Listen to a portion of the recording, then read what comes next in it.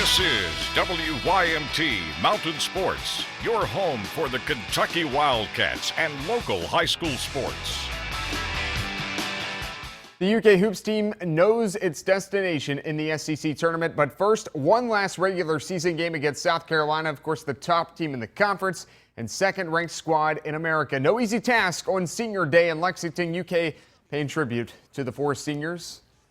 Fitting that the seniors got the offense going early. Jennifer O'Neal comes off the screen and knocks down the J. That's good. 5-3 Wildcats early. Both teams go several minutes without scoring. Bria Goss breaks the ice with the robbery in the backcourt. She scores points on the other end. It's a 4-point lead for UK. The Gamecocks go on a 10-0 run, finally broken up by Goss.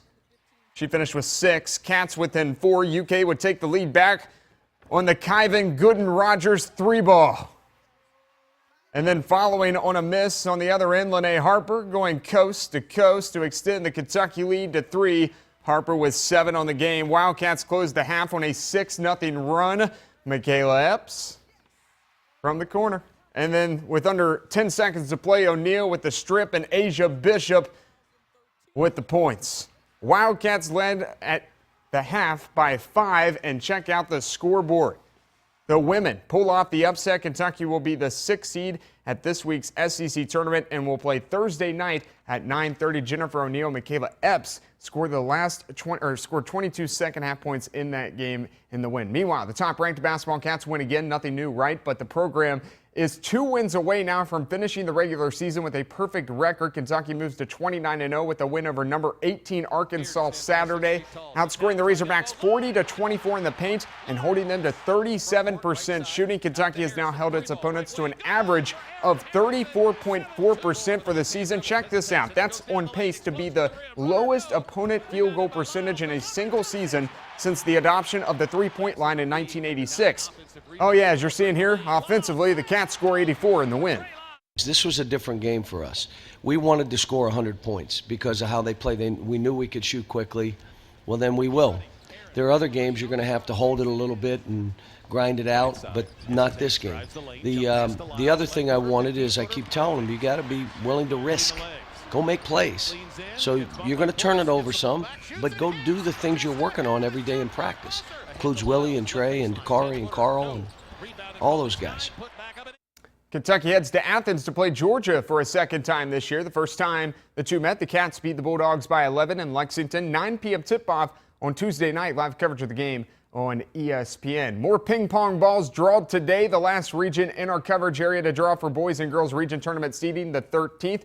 Drew this morning down in Corbin at the arena. Let's start with the boys bracket. 51st District champions Barberville will play 52nd runner-up Bell County on Wednesday, March 4th at 6:30. Following that game at 8 p.m., the number 8 Williamsburg Yellow Jackets meet up with 49th District runner-up Jackson County. And then on Thursday, 52nd District champ Harlan County tips off with the 51st runner-up Knox Central, and possibly the toughest matchup in that first round. Number 3 Clay County and 49th District champion takes on 50th District runner-up Corbin. Tonight, a preview of Williamsburg, Jackson County, and Clay County, Corbin.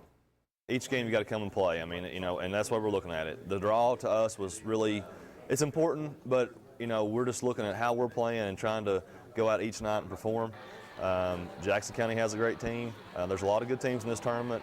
It's going to be a challenge in here every night. Well, with Williamsburg, for us, the problem is going to be their size. They have some excellent bigs in Massey and Griffith, and then they got a couple big kids on the bench. Of course, they also have excellent guard play in Skylar Griffith and Corey Shelton and Lowry. Well, Corbin's a very good team. That's going to be the rematch of the final game last year in the 13th region, and very well coached, and they have a solid basketball team. It's a team to where you can't really just focus on one kid. You're going to have to guard the entire team, so it's going to be should be a very great game for the fans. Our kids are doing a really good job as far as being able to pick up the game plan and execute, and I think really lack of one quarter, we did a good job of that in district play. So one positive for us is we got time to prep. We'll have 3 days that we can get in and work on things, and I feel like if you do have to upset the favorite, if you can get them first and have that time and be able to play them in the first round, it gives you an opportunity to do that. Now to the girls' tourney. This will as well take place at the arena in Corbin. The tournament starts with a rematch of the 13th Region Championship last year between Corbin and Harlan at 6:30 p.m. Following that game at 8, number 5 Clay County and the 49th District Champs take on 51st runner-up Knox Central. Tuesday's games at 6:30 and 8 are as follows. Lynn Camp, 51st District Champs, drawing 49th runner-up North Laurel. And the last game on the evening, Tuesday, number 1 Bell County and the Whitley County Lady Colonels. Here's a Corbin, Harlan, and Bell County, Whitley County preview. Well, Corbin's do. They give a lot of pressure. They press the ball. This year we didn't get a chance to play them in the regular season, so we hadn't had a chance to see them because of the snow. So we got to get prepared for that pressure. You know, Harlan Independent, that's the one team in the region we've not played. We got snowed out the last Friday of the season, which is always our senior night or their senior night. I got a very good team. Coach Kyle, dang good coach. The girls respond to him very well. I know Jordan Brock, she's a very good basketball player. I'd rate her up there pretty high within the state, let alone our region. Whitley County obviously has a very good basketball team. We did not play them this year because of all the weather there. We were supposed to play them then, so it got canceled. But, you know, we just got to take things one game at a time, to try to prepare ourselves, you know, get the kids focused in on at one game at a time, and just hopefully we come out ready to play each night. Well, Morris is always a problem. She's just so skilled offensively, and then you try to give help on her, and those other kids can shoot the ball. They got several kids that can score. I think he told me he's playing 10 kids. He's really deep. We're just going to have to control the tempo, and then we're going to have to take care of the ball, and we're going to have to try to make it hard on them to score as we can, and just try to stay close and maybe pull it off at the end. Ahead in sports, Morehead State, Eastern Kentucky. The Colonels and Eagles prepare for the Ohio Valley Conference Tournament. Hear from both coaches next. Not only is it March Madness for the high school kids, but a ton of mid-major college basketball tournaments start this coming week. Corey Walden scores 35 to lead EKU to the OVC East Division title on Saturday. The win locking up the 2 seed in the Ohio Valley Conference Tournament for the Colonels. This Colonels team may not have the flash of last season's NCAA tournament squad that gave Kansas a run for their money, but they think they have more than enough talent to win this time. We don't have a dominant basketball team, so we are OVC East champions, and we're proud of that. But we don't have a dominant team. We don't have a team that's going to go and beat anybody by 17 or 20. That's just not who we are. We do have a bunch of competitors, though, that can find a way to win, and they've found a way to win enough to be champions of the OVC East.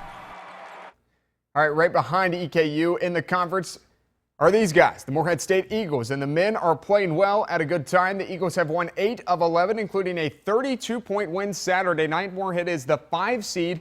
That means 4 wins in 4 days if the Eagles want to win the tournament and guarantee a spot on the NCAA bracket. Head coach Sean Woods isn't worried about, though, that the position his team is in. Hashtag ball is life. We ain't making no excuses because we might have to play 4 in a row. Who gets to hoop 4 days in a row? That's what you go do. I love hooping. If y'all like hooping, then that's a good thing. That ain't a bad thing. That's a good thing. Does everybody understand that? We know what we do. We don't need that much practice no more. We just need to play hard, stick to the script, and play with each other. That's all we need, fellas. So, you like hooping? Fired up, Coach. That's right. He is fired up. By the way, I just cannot wait for the winter go-home basketball that starts tomorrow. Of course, we'll be all over Corbin Arena, the Expo Center, all kinds of stuff. Plenty of high school basketball highlights to get to at 11 p.m. Sportscast tomorrow night. Thanks a lot, Jamie. We'll be right back.